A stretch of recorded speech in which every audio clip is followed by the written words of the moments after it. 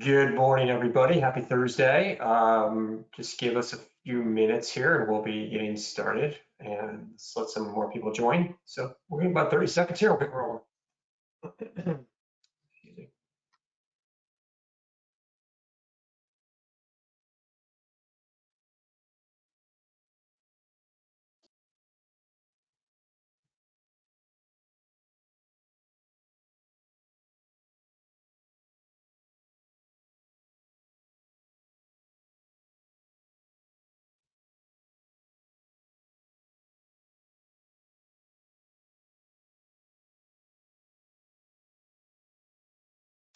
All right, everybody. Welcome to the November webinar here, the monthly webinar.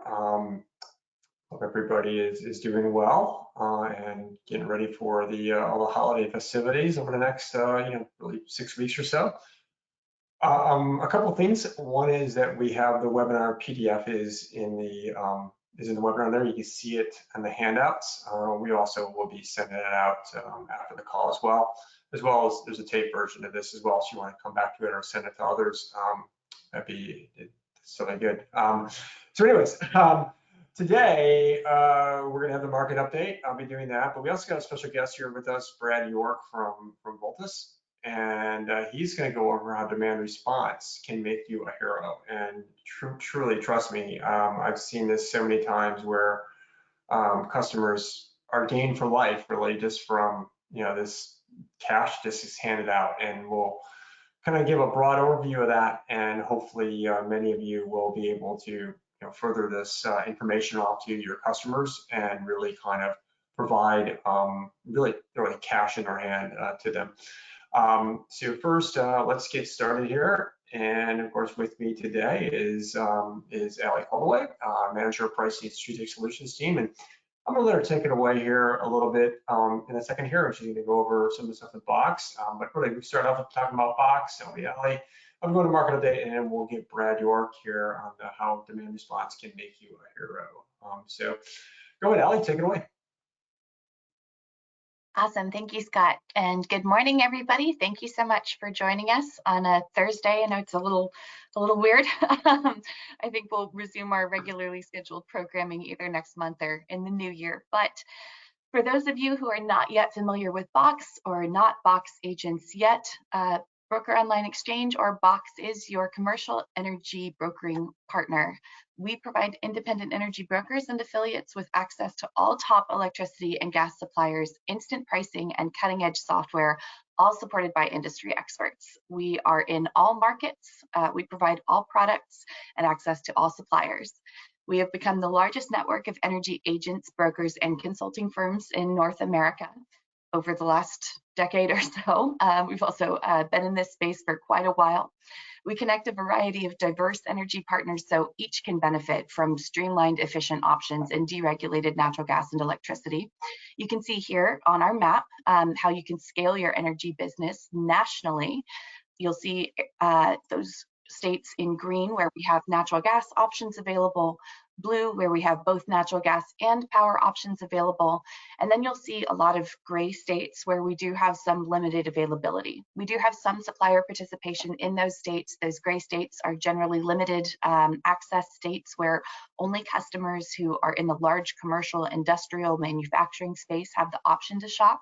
A lot of them are natural gas only markets, but again, we do have suppliers who are interested in looking at opportunities, interested in helping customers in these states manage their energy costs. So if you have national customers, or if you have customers in any of these states where maybe you haven't pursued an opportunity, definitely let us know. Reach out to your account manager. We'll touch on some of our top suppliers on our next slide. You'll see a lot of familiar names. Energy Harbor, Constellation, CPV, always providing competitive pricing over there. Champion Energy Services has a great product suite. Looking at TXU and Dynegy, those guys have been killing it. They've got really competitive pricing all across, obviously, Texas and most of PJM. So we've got great relationships all across the board. We can serve customers in just about any utility area. And we've got amazing partnerships with each of these brands. We've got full staff that communicates with multiple levels of each of these companies, whether it's a customer service issue or a pre-deal issue, or we're looking for market intelligence. And several of our executive team have been on the supplier side before, have worked with the executives of each of these companies directly. So great relationships in play. Happy to put those relationships to work for you and for your customer base. Our next slide reviews our strategic solutions, which is mine and Scott's team. Buying energy can be incredibly complex, and with complexity comes the possibility of customers signing contracts that don't include what they anticipated. And so Box's goal is to ensure that the customer gets the best deal and best contract terms possible on the marketplace. We provide through our platform or through partnership platforms strategic procurement solutions where we're designing completely custom products, seeing what can fix, what can float. We've looked at our custom product suite and done some deep dives in the past. If you guys have missed those webinars, they're on YouTube. Highly recommend you check them out. They're some of my favorites. We also do provide a full suite of usage analytics and budget reporting technology. We partner with an awesome platform that does everything from invoice collection to ESG reporting just as a plug and play. So super cool product suite over there. We also provide contract analysis and negotiation.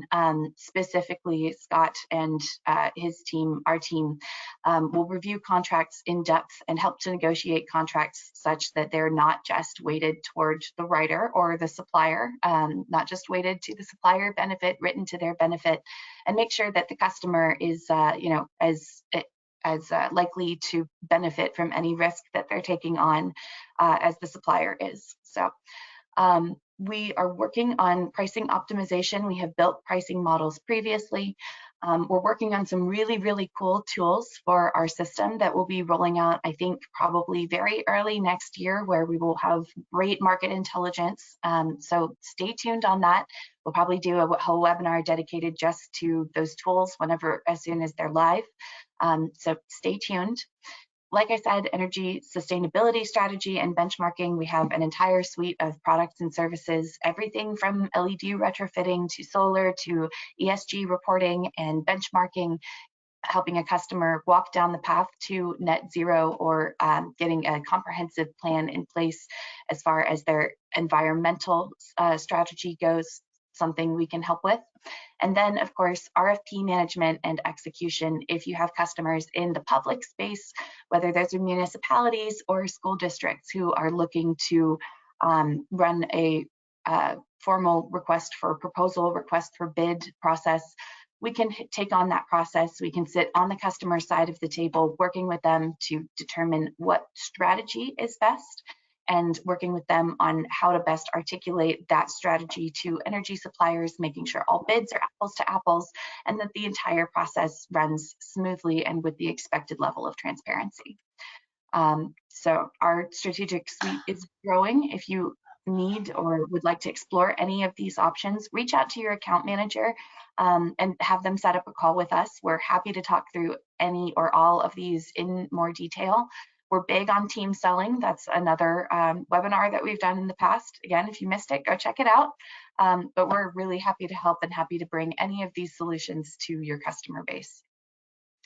And then the last piece that I want to check on here just before Scott launches us into our market update is that we are very steadily working towards being active in Lubbock. I believe we've got some pricing that should be live on the platform very, very shortly. Requirements for Lubbock are a little bit different than the rest of Texas, and Lubbock Power and Light, I believe, will start transacting very early in the year next year, if not just a little bit later this year. So if you're interested in working with Lubbock, reach out to your Box account executive, Box account managers, reach out to us. We will have pricing options. We will have multiple suppliers as soon as this market is really live and ready to transact, and we're ready to help customers in this market too. So that's it for me, and I'll pass it back to Scott for our market update. Awesome. Thank you, Ellie. Thank you very much. Yeah, very exciting stuff we have here, and exciting stuff we're coming down the pipe. We're going to have to do maybe a whole webinar on that, maybe a separate one. I don't know. Some really cool new features, tools, and resources. So I'm going to go on the market update here. I want to start out here just talking about how the natural gas has finally broke the range. We've been trading in this 4 to 360 range as we expected until kind of winter was going to show or not show early, and it has not shown at all.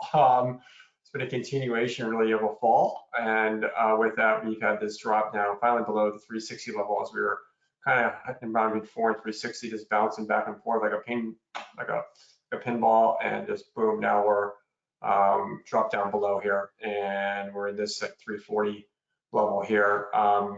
Where this goes, it's questionable. We'll talk about that here in a second. But really, only happened in 2024. This is the curve, kind of the differences between the curves. The blue line is the curves from last month, and the green is the curves from this month. And you know, that movement here was really, if you see, was just really in the front for 2024. The rest of it just kind of stayed relatively flat. So if you're seeing pricing really hasn't changed much with this drop, because you have it starting in January 25 or somewhere near the end of 2024. This is why it's actually slightly higher gases in those months.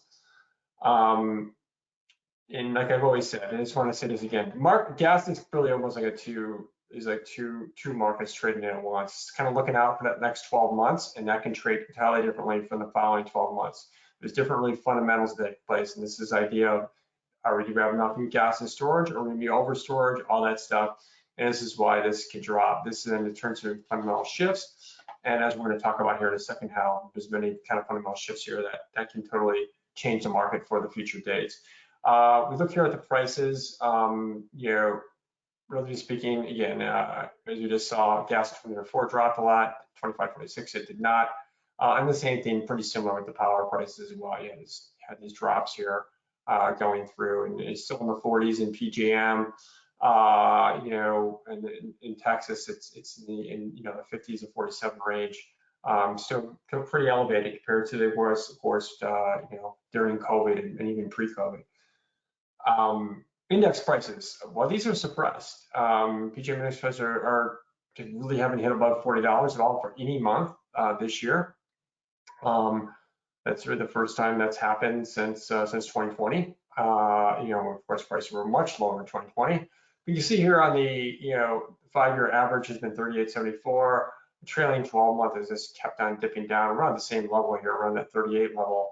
And if you look at the forward curve prices from 2024, 45, 39, 49, 50, 50, 73, one thing to point out here is how really in 2024, gas prices are 20 cents less than they were on a gas price for a 5-year average. So we're looking at a kind of a heat rate variance difference of around $7, $8 compared to kind of really even higher, maybe $8 or $9, $10 overpriced in power compared to where for gas comparison purposes. So what I'm talking about is if you look at the same gas price as you had before, and you have the same heat rate, the heat rate is the power price divided by the gas price. You put the same heat rate on that we had on this 5-year average, power prices really should be in the kind of really in the $37, $38 range. So there's some premium being built into that, and the same way with 25, 26, although the gas prices of course are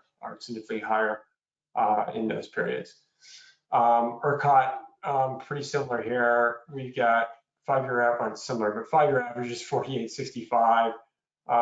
Last 12 months been 60, really because of this huge August we had here. You strip that out, and we're probably talking, last 12-month average is going to dip definitely below $50. But that's the risk. Those are the things that can happen. Now, if you look at the forward curve here, we're much more in line. That's because of all the generation that's expected to come online here over the next 12 months. Over the next couple of years. One thing to note, though, as well, there is increasing demand along with supply. And very interestingly, one thing that doesn't get talked a lot about is the data centers and now quantum computing coming in as well. and the demands and AI, all that stuff. It's just really increasing, and Texas is a hotbed for it because the land's cheap, and the power is still relatively cheap as well. And now, gas storage levels here. Here we are. We're at these healthy levels here. Checking beginning of winter storage at 3810. Yes, we're still injecting. We did not have a update last week because EA is having kind of a updates to their website, and so this report for really the 2-week report will be coming out here this morning.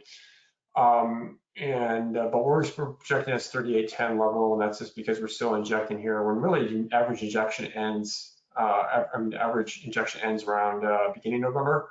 Here it's gonna be more like mid-November at least, and that's where we're at.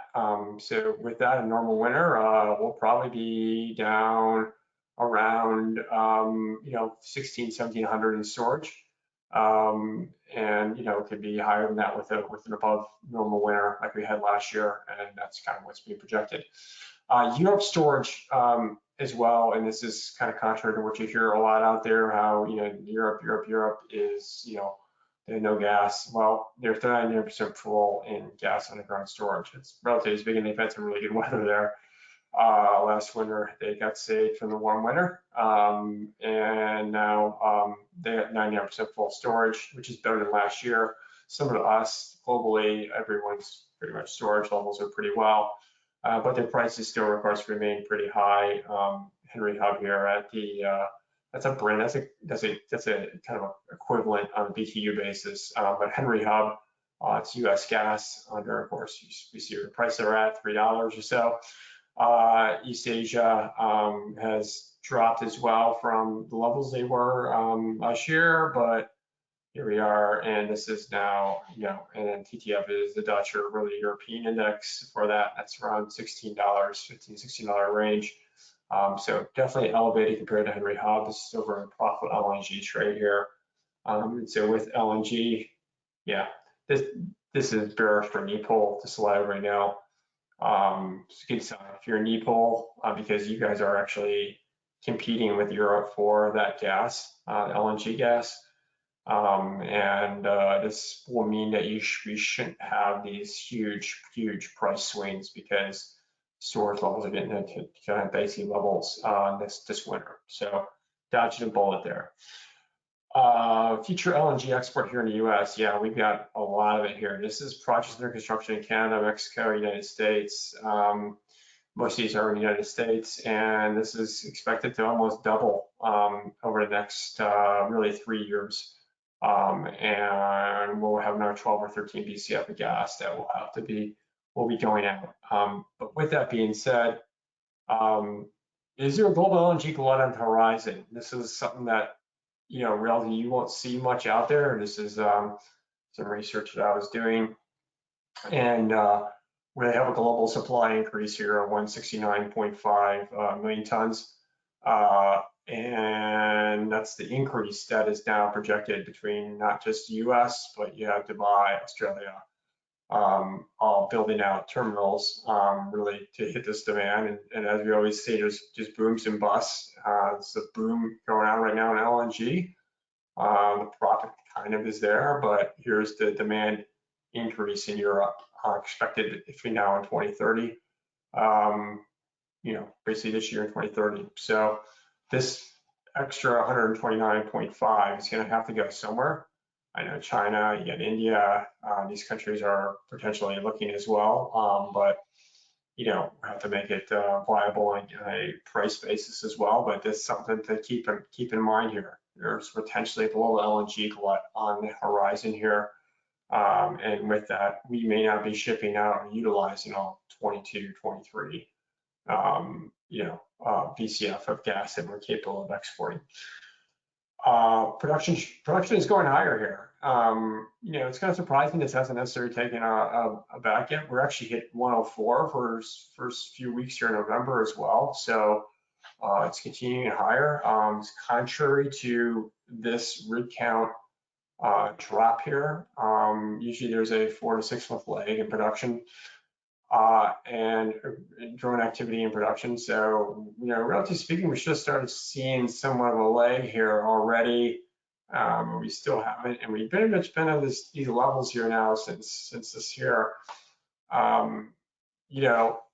One thing though is there is some more efficiencies that are going on with the drilling, and they're extracting some more out of it each well. But we need to keep drilling, and drilling is really important because 80% of wells drilled the last few years were to replace just current production. You see this is a drop. This is kind of what we'll show here of once we hit production, and this is let's just look at 2021 as an example. This is the BCF that was originally hit out. You can see here we get more out of each well. Say 2017, we've been able to get more MCF out of there. But as the months of operations go on, there's less and less gas that comes out. You see this curve here. So we need to drill just to replace this. As this drops, you need to replace. It's almost like a Ponzi scheme in a sense, but it's very important to be able to keep drilling. This is one of our fundamental drivers going on out there to make sure that we're able to replace that gas. And now we have to increase it as well to meet up with the new demand coming through the LNG and also gas-fired plants, all those things. El Nino winter is forecast still, and with that, here's kind of what happens: is milder, less snow, wet down south, but pretty much the whole U.S. is mild. I've seen some predictions out here saying it's going to be even warmer than last year. We actually could have almost a record warmth here this year in winter. That will be very bearish for gas 24, but also now we'll start hitting the 25 because they'll start looking at that and seeing where the storage levels will be filling up for next winter. We're already starting to sell that off as well. And finally, have a strategy. This is really, a way to look at this is the spot gas, and this is kind of next 12 months. And kind of just see like, hey, here's your reward really is down to these lower levels. Here's your risk up top. Fundamentals in this market are, the prices are volatile because fundamentals are volatile. And they can shift on a dime here on both power and gas. So, keep your head up and be disciplined, and really remember you're not taking a long position. They're covering a short position. And a short position in the most volatile market in the commodity market in the world. Very dangerous situation. So with that, I will now send this over to, if any questions, just let us know. Let's send them anything, but I'm going to pass this over to Brad York. Brad York is from Voltus, and Voltus is, we had another demand response provider in CPower before, our partner, and then we got introduced to Voltus, and Voltus has an incredible, not just their systems and how they work, and they're great work with the customers, but really their technology and their platform they have that's very intuitive and makes it great. And we're gonna really want to talk about really here how demand response can make you a hero and make you a hero for your customers. And when you're a hero for your customers, you win customers for a very long term. So I'm gonna let Brad take it away. Go ahead, Brad. Cool. Thanks, Scott. Can you guys hear me all right? Sure can. Yeah. I guess I'd love to start by getting just a show of hands. Who knows what demand response is? Come across it before? I just want to understand kind of where the audience is on that. You guys have a little hand button, I think. Maybe. Daniel's got his hand up. Joe. Okay, we've got a few people who have either heard of demand response, knows what demand response is. I'll just give a broad overview for those that either couldn't find the raise hand button or haven't heard of demand response. On your screen right now, this is the single sentence. This is how I tell my mother what I do. Demand response is basically where businesses can get paid to reduce their power when the grid needs it. Can you go next slide, Scott? I'll just show this chart. Sure can. One second. The reason demand response even exists is because we have these peaks on the grid, that occur a tiny percentage of the time. So you can see on this chart, we've got a year of energy, of grid demand, and there's probably, you know, 5 or 10 hours in those two peaks where it represents the top 10% of usage. Now, the grid could look at that and go, okay, we need a new peaker power plant, or we need to put infrastructure and transmission and generation capacity in to service those 5 or 10 hours, or we could pay energy users to not use power during those hours. And it turns out demand response is just a really economical way to kind of manage a grid. So we've kind of seen a growth in demand response over the last 20 years, simply because grid operators don't want to build power stations, power plants, infrastructure for something that only lasts 5 or 10 hours a year. It's a bit like building a 12-lane highway for 2 days a year when you're going to get gridlock. We don't do that. Instead, we build less infrastructure and incentivize energy users not to use power during those periods. You want to jump next slide, Scott? So in a nutshell, demand response allows your customers to get paid. So this isn't a cost saving. This isn't negotiating a better rate on your bill. This is literal dollars in their pocket. And what I've got up on the screen right now is the various earnings you can make, your customers can make in the various regions. So one thing we'll point out, since Scott mentioned one of our competitors, one of Altus's big differentiators is we offer more programs in more markets. So what we often find is even when someone's already doing demand response, they might only be doing one program, which represents about 1/3 of the total revenue available. That's especially true in places like PJM and ERCOT. So you can see the earnings vary across the country. We serve all 9 wholesale energy markets in North America. What I've done today is focus primarily on PJM and ERCOT. I'm just going to give you broad strokes overview, what programs really work, and what industries like we would typically target as a company. And then you guys can have a think about customers you have, whether they might be suitable for demand response, and whether their industries are suitable and that type of thing. Get next slide. Yeah, Brad, I was going to step in real quick. So yeah, please. For the audience, a megawatt year is really kind of, they'll be paid $150,000 for instance in PGM. $150,000 is a potential dollar. It's an estimate, of course. So customers vary what programs they participate in, but a megawatt year means like how much you cut. You know, how much you can cut. You know, so if you normally are operating at 2 megawatts and you can cut a megawatt, that means you paid $150K. If you cut a half a megawatt, that means you potentially can get paid $75,000 for those few hours of the year that you cut. So the megawatt. Yeah, let me just. I'll expand on that a bit, Scott. Yeah. Thanks for jumping in, because that can be a confusing metric at first. The way these programs work is oftentimes they are capacity type programs where your customer would get paid throughout the year just to be on standby. So you don't actually have to do demand response to get paid in some years. And that's why we measure things in per megawatt per year. If you had a 2 megawatt load customer and they were able to commit half of their load to an emergency demand response program, they would get paid based on 1 megawatt committed for the entire year. If there was no dispatches, so there was no emergency events, they would get $150K in their pocket for not doing anything. If there was an emergency dispatch, they might be called on to reduce that megawatt for 1 hour or 2 hours or 3 hours, and they would still get paid that $150K per year. So that's kind of what I mean by megawatt year. It's all about the commitment they make and the revenue they would make in a year. So think about that like if you had a 500 kilowatt customer, you could half all those numbers, and that would be their earnings roughly in a year. Yeah, can you jump? Thanks, Brad. I'll go next slide, yeah. Yeah.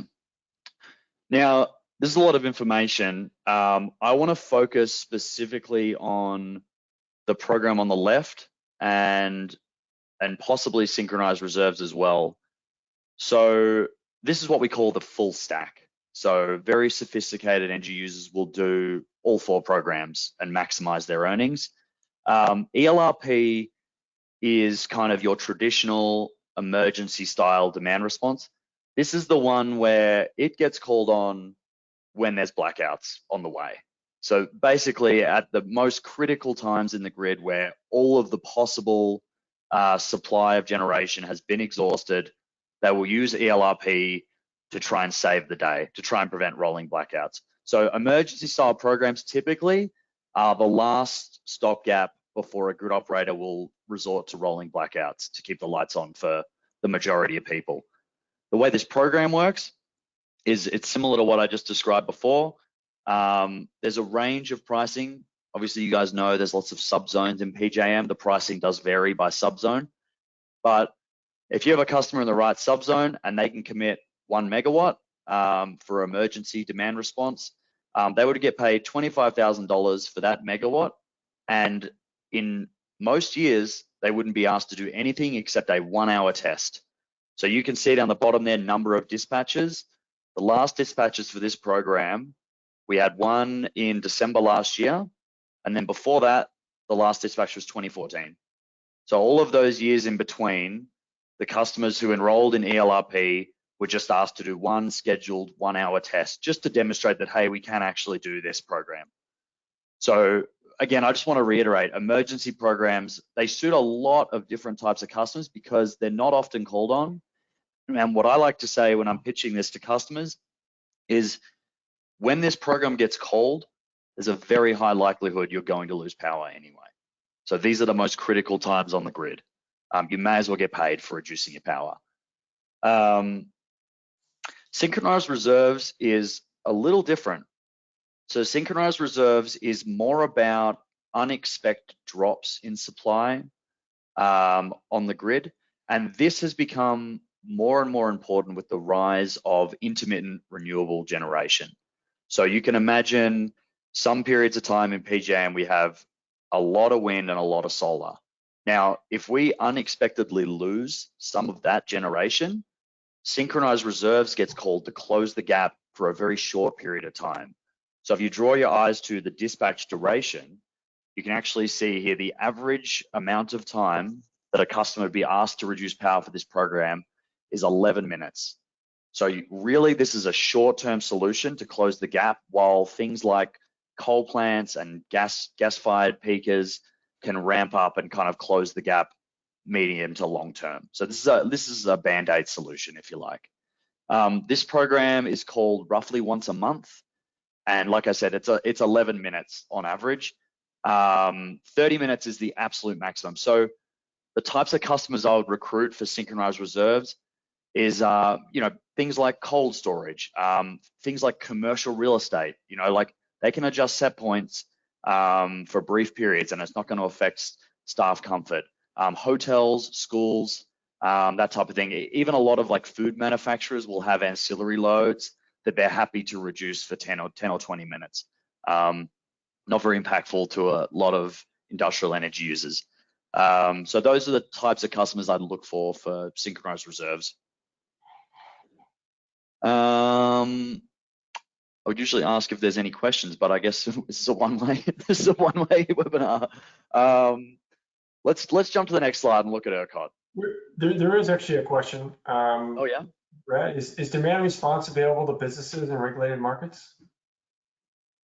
For the most part, no. So we're looking at deregulated markets only. If you just jump back to that map page, that might give a little bit of a better picture. I think it's one slide back. So you can see all the white areas. There's no programs available. So we operate in deregulated markets. There's a couple exceptions, but there's probably not much point in focusing on those. So yeah, primarily the markets you see in front of you. So with that, Brad, example would be, let's say like Indiana, where falls under MISO, but Yeah. it's a regulated utility. Can they participate? Indiana's out. Yeah. So there's Okay. states have the ability to opt in and opt out. We have a lobbying team at Voltus who is constantly trying to get states to opt in, and we actually just successfully got Missouri to vote to opt in. So Missouri, brand new territory as of a month ago, that we can now offer a mixture of MISO and SPP programs depending on where you are. Okay. But yeah, some states have opted out. Like Iowa, for example, is opted out. Indiana, like you say, is opted out. Vermont, we can't pitch any demand response in Vermont. So there are a couple exceptions to this map. You're right, Okay. Scott. Excellent.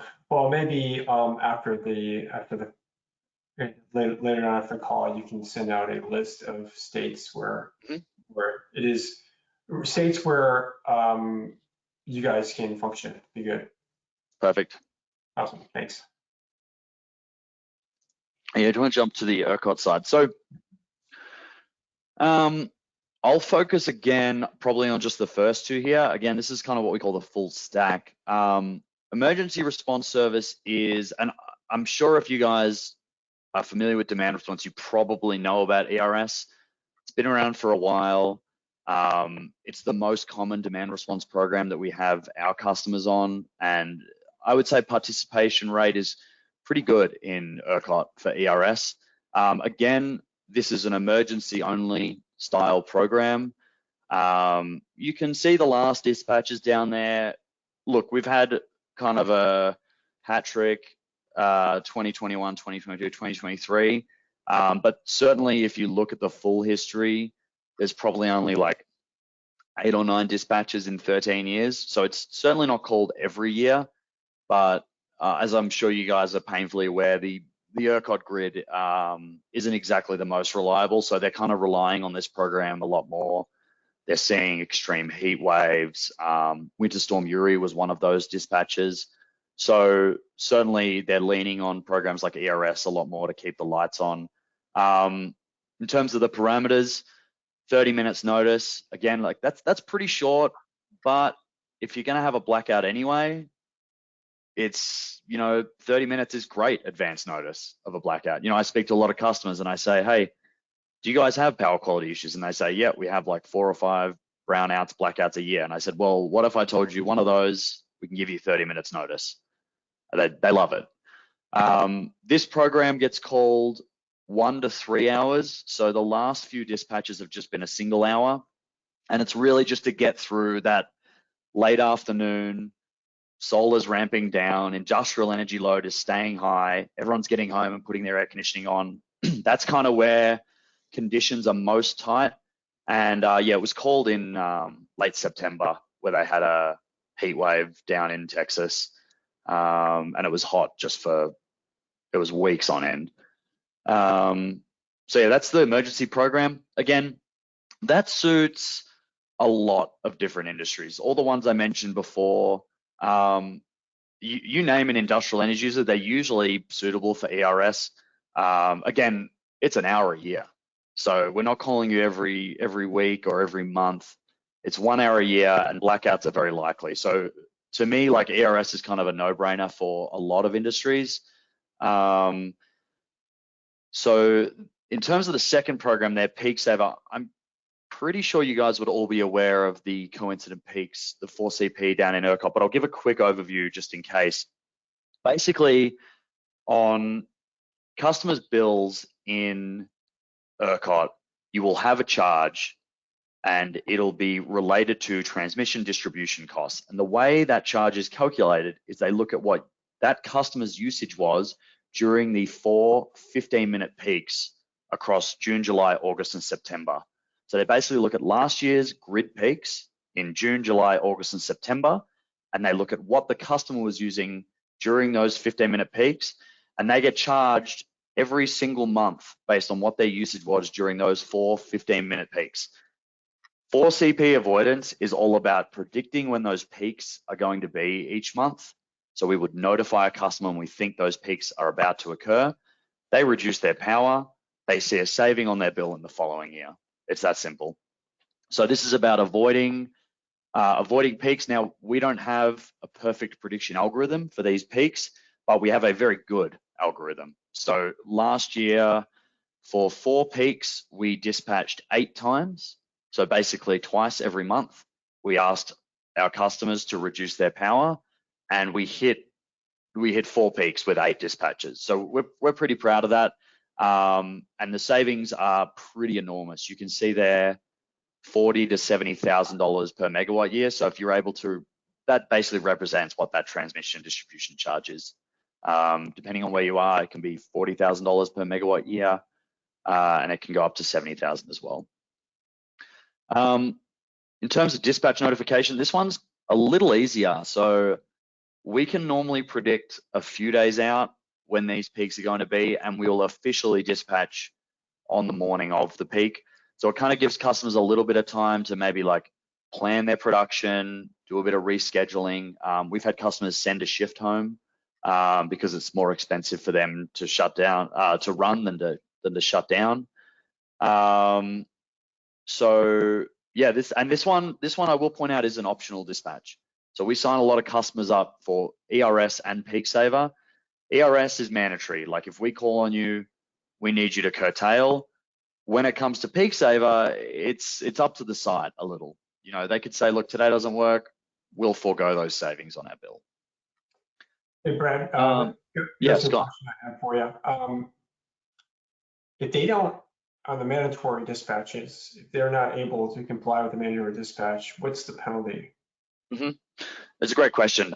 We never actually charge penalties to our customers. It's another differentiator between us and our peers. But what we will do is kind of reach out to the site, figure out what went wrong. Is it likely to happen again? We may tweak the nomination. So if we have a customer in for a megawatt and they only perform at say 500 kilowatts, they're only able to drop 500 kilowatts. We'll sit down with that site and figure out what is an ideal nomination, because at the end of the day, Voltus has a responsibility to the grid, and we take that responsibility very seriously. So we want to make sure our portfolio as a whole performs as expected. And we will actually be charged penalties by the grid operator, but we absorb those on our customers' behalf, because at the end of the day, like our customers are, you know, they're making widgets. They've got a business to run. Demand response isn't their core business. So we're not going to charge penalties, but we will kind of assess whether that site is, you know, suitable. Maybe we change the nomination. I've had it, sometimes it can be as simple as I've had underperformance where I call up the site and they say, hey, the guy that receives the notifications, he doesn't work here anymore. So it can be that simple, you know, like just turnover, staff turnover, someone's left, and we need to just re-educate new staff. So yeah, I guess the key message there is no penalties, no financial downside whatsoever. Customers only ever make money from us. So we don't even have a way to charge customers. We send money, we don't receive money.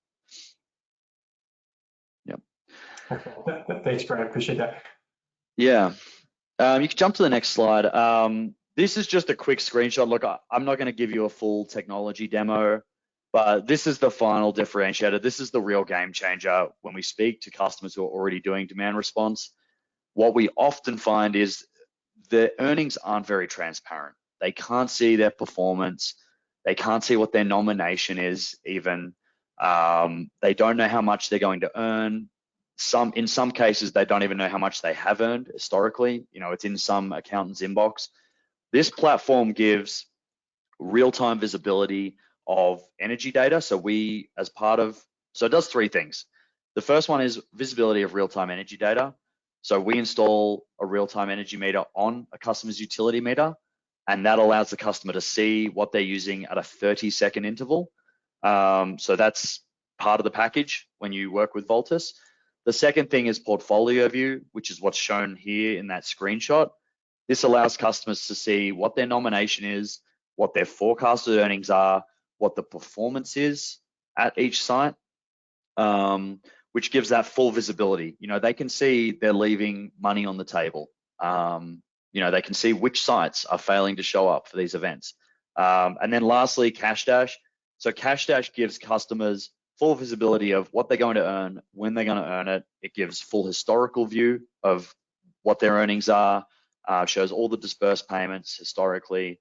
And we kind of pride ourselves on that visibility. You know, some aggregators have a reputation of kind of just pulling everything together, and those nominations for each customer aren't necessarily visible. We like to make everything transparent for our customers, and it's a game changer. When we show customers this platform, they are often very amazed. That's all. You go, Scott. I'll just add to that. Yeah, Brad. I mean, this is definitely a game changer. So even if when you're talking to a customer, I'm speaking to our broker consultants out there, community, when you're talking to a customer and they may say, oh, I'm already in demand response. Ask them like if they have any issues with it. And the number one thing they're going to say, and a lot of them will say it is, I have no idea transparency how I'm paid or what I'm paid or for what. They just get the money. This is a game. This totally changes that up. It's a frustration. Brokers have a lot of it. We've seen it. We've heard it. And I haven't really seen anybody else with a platform like this. By any means, Voltus gets it. What we'll often come across is people who have been sold a dream of, you know, you're going to make $100,000, and then when the first payment comes through after that first year, they might get $30,000, and there's no visibility of why that number is less. You know, will that be the case going forward? This platform allows customers to go in and say, oh, well, you know, of our 3 sites, 2 of them only performed at 50%. That's why we have reduced earnings. Yeah, this is a game changer for demand response participants. And we built this platform originally for internal use. You know, it makes our job much easier, especially when it comes to managing dispatches. Like seeing what customers are using in real time is a game changer for the dispatch ops team. But it quickly became clear that this would be very useful for our customers. So we kind of rejigged it. We've got a team constantly working on it, adding new features. So yeah, this is something we're really proud of. Awesome, thanks, Brad. Scott, I don't have any more info. What should these guys do if they think they've got a customer who might be suitable for these types of programs? First of all, can you answer one more question? And we got this question here, and I'm going to paraphrase the question that we have on there. I think that's what it's about, is what's the minimum size for these programs? What kind of customer would really fit in the minimum size? Yeah, okay. I'm seeing kilowatt hours what's the minimum per year. Of amount a customer would have to cut pretty much to be able to. As a general rule, 100 kilowatts would be the minimum curtailable. So let me just put that in. So 100 kilowatts by 8,760, we're talking 876,000 kilowatt hours per annum. So as a general rule, if your customer uses less than 1 million kilowatt hours per year, probably won't be suitable for demand response. We have minimum aggregation rules we have to follow with the various grid operators. So not to mention, like, the earnings often don't make sense for a customer that small. It just doesn't really move the needle. You know, I want to go in to a customer site and say, hey, like, how would 50 grand sound? You know, and that kind of moves the needle. It's an extra, maybe an extra staff member, maybe it helps their budget. You know, when we're talking small amounts like that, we're talking maybe a couple $1,000s per year. So okay, so a million kilowatt hours and above, or just another way of looking at it is if they cut 100 kW. Yes. They're normally running 200 kW, and they think they can cut 100 kW for an hour here and there, and that's probably a good customer. Okay, excellent. Correct. This is great stuff, Brad. Really appreciate you jumping on this call. And yeah, to answer Brad's question of really kind of what next steps here. You know, start working with your customers, start asking some questions. You know, maybe Brad and I will put together a one-piece marketing piece for everybody to have to send out to their customers. But talk to your customers and just asking the question of, you know, even when your prospects, a great prospecting tool, you currently participate in demand response. And if the answer is no, ask them why not and get into it. I mean, just ask the question, and then your current customers say, hey, I got a great way for you to potentially make some money and get some money back and really lessen your energy spend that way by getting some credit. And would you like to have a further discussion about it? And if the answer is yes, then contact your account executive, and they'll get a hold of the pricing desk, and we'll kind of walk through kind of things to figure out to make sure that this customer is viable. And if we'll get Brad or a representative from Voltus on the phone, and we'll get the program rolling. We're gonna then Voltus will take over and take it from there, and get the customer on the demand response. And I've seen it happen. It works great, and excited to have this offering for everybody. Yeah. I'll just add to that briefly, Scott. None of your customers would have any vendors that pay them. You know what I mean? Like, this is an opportunity for you to approach a customer and say, how would you like some extra revenue? Not a saving, like actual cash in your pocket. It makes customers super sticky when when they've got a retail offering and you're also offering something like demand response as well. So keep that in mind. Improves the relationship. It's an opportunity for you to offer a big value add for your customers. Right. It improves the relationship, one. Number two, it's also another thing to use as a prospecting tool. And I always like to say prospecting tools, because these customers are getting 3 or 4 phone calls a week or a day sometimes of, hey, this is Jim from so-and-so, we'd like to discuss your energy procurement, and here we can come up with something different. Hey, I want to discuss how we can get you some money. But blah, blah, blah. So it's just a different way of maybe kind of beginning the conversation and getting their attention. Because everybody has something that will make them tick. And for me personally, if somebody called me up, hey, I want to give you some money, I might hang up the phone because I think the guy's a scammer. But I'd be a little more responsive to because it's something that's different and something that's calling me. And so yeah, just keep that in mind. So we'll kind of end the call there, and just want to remind everybody, we are here to serve you. We are truly into the team selling approach, big into it. Let us help you help win the customer. There's no extra charge. We have many services. There's no extra charge for any of these services. So utilize us and our team to help you win. Team selling is what works. It's proven. We've gone over a whole webinar on it of how it increases your sales, increases your close ratio, almost doubles your close ratio, increases your chances to win by 2-3-fold. Utilize the team and getting the calls with the team. And that's it. That's all we have this month. Look forward to next month. Everybody enjoy your Thanksgiving. Take care. Thanks, guys.